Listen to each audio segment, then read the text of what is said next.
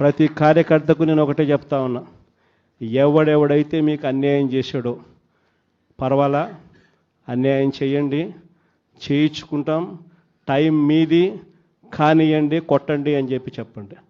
ఆడు ఎవడు ఏం చేస్తా ఉన్నాడో పేరు రాసుకోండి.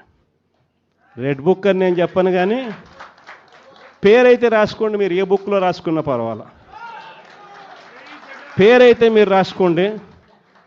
దాని తర్వాత మాత్రం అన్యాయం చేసినోనికి సినిమా మాత్రం మనం చూపిస్తామని చెప్తాను.